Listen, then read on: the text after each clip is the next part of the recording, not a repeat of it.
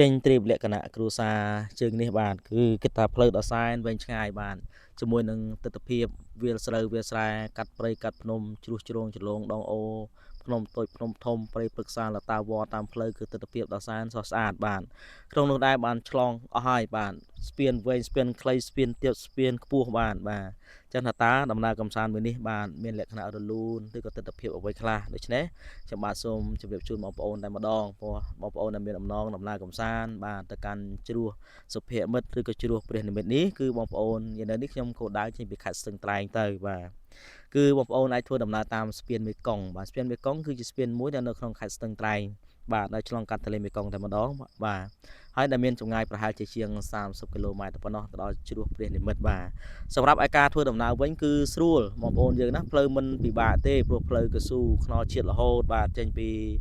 ស្ពានមេគង្គនេះទៅបាទចម្ងាយប្រហែលជាង20គីឡូបងប្អូននឹងមានផ្លូវមួយបត់ខាងស្ដាំដៃបាទបត់ស្ដាំដៃទៅផ្លូវនោះគឺជាផ្លូវគ្រួសក្រហមប៉ុន្តែផ្លូវគ្រួសក្រហមគឺផ្លូវស្រួលបងប្អូនអាចធ្វើចរាចរណ៍បានបាទមិនថាឡានតូចឡានធំឡានប៉ុណ្ណាក៏ទៅបានដែរផ្លូវគ្រួសក្រហមប៉ុន្តែផ្លូវស្អាតណាបាទព្រោះផ្លូវនេះគឺដូចបានស៊ើបដែរព្រោះវាមានគេដោយសារតែរដ្ឋាភិបាលក៏មានគម្រោងធ្វើជាលក្ខណៈកស៊ូដែរនៅពេលខាងមុខនេះបាទសម្រាប់ការឆ្លងកាត់ដើម្បីទៅដល់ជ្រោះព្រះនិមិត្តនេះគឺមានភាពសប្បាយទេសនាតាមផ្លូវ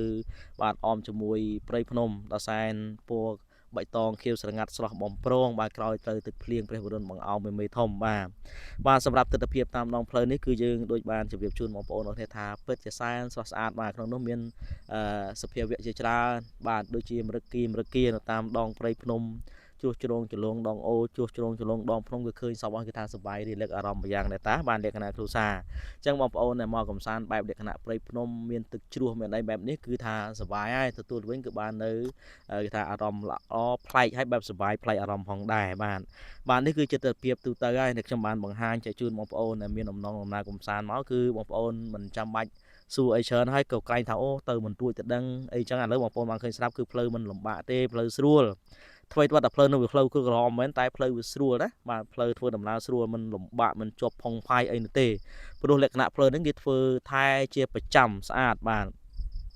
រីឯទស្សនវិជ្ជាតាមដងផ្លូវវិញគឺខ្ញុំឲ្យអ៊ូយបាទ red បាទគឺល្អមែនតើបាទទស្សនវិជ្ជាដ៏ស្រស់បំប្រងបាទជាមួយនឹងព្រៃភ្នំគិរីបុប្បតាបាទគឺថាស្រស់ស្អាតណាបាទនេះគឺជាទស្សនវិជ្ជាតាមដងផ្លូវហើយដើម្បីធ្វើដំណើរទៅដល់ជ្រះ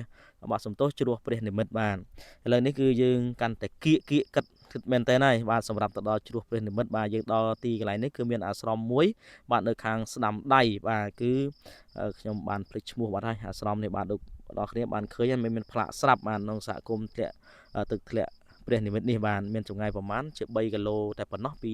អារាមវត្តនេះតែម្ដងបាទអញ្ចឹងសម្រាប់បងប្អូនដែលមានដំណងមកទេសនានៅទីនេះបងប្អូនអាចអញ្ជើញមកបានបាទសម្រាប់ខែនេះគឺទស្សនវិជ្ជាព្រៃភ្នំព្រៃឈើគឺស្រស់ស្អាតបាទគឺស្អាតឥឡូវនេះយើងបានមកដល់ទឹកជ្រោះព្រះនិមិត្តទៅហើយបាទគឺប៉ុណ្ណេះបាទសម្រាប់បងប្អូនដែលមានដំណើរកំសាន្តបងប្អូនកុំភ្លេចបាទអញ្ជើញមកបានច្រើនកកបាទជាចុងក្រោយនេះខ្ញុំបាទសូមជម្រាបលាបងប្អូនតែប៉ុណ្ណេះបាទរាល់ពាក្យពេចន៍ខុសឆ្គងណាកើតឡើងដោយអចេតនាសូមកាន់